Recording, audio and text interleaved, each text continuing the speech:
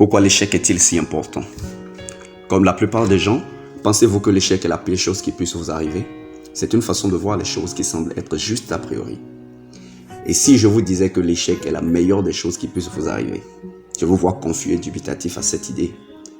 Pourtant, c'est ce que nous allons découvrir à travers le contenu de cette vidéo.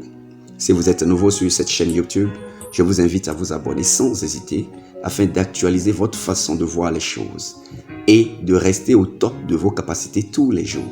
N'oubliez pas d'activer la cloche de notification pour ne rater aucune de vos prochaines vidéos. Que comprenez-vous par échec? Une des définitions théoriques de l'échec proposées par le dictionnaire est ceci: fait de ne pas réussir, de ne pas obtenir quelque chose. Cependant, les personnes qui l'ont vécu de façon pratique et qui ont compris son vrai sens n'en ont pas la même définition. Par exemple, Oprah Winfrey, cette célèbre présentatrice américaine, disait ceci sur l'échec: je vous dirai que je n'ai jamais eu d'échec dans ma vie.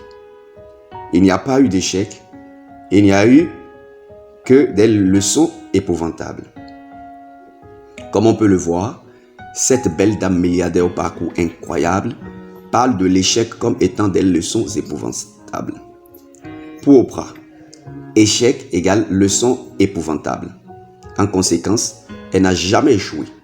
Elle n'a fait qu'apprendre à chaque fois. La première chose à garder est de comprendre et d'accepter qu'il n'y a pas d'échec, car tout ce qui s'apparente à l'échec est un apprentissage et nous connaissons tous l'importance de l'apprentissage. Maintenant que nous connaissons exactement ce que représente l'échec pour notre vie de tous les jours, il est temps pour nous de découvrir les choses à connaître sur l'échec. Ce qu'il faut savoir sur l'échec. L'échec n'est pas l'inverse de la réussite. L'échec fait partie de la réussite. Je répète, l'échec n'est pas l'inverse de la réussite. L'échec fait partie de la réussite.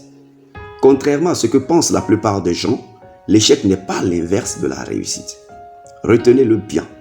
Le chemin de la réussite est parsemé d'échecs.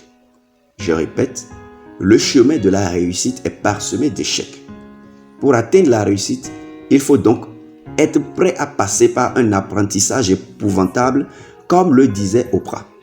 Les gens faibles d'esprit pensent toujours que la voie qui mène à la réussite ou au succès est une voie toute tracée qu'il suffit juste de retrouver.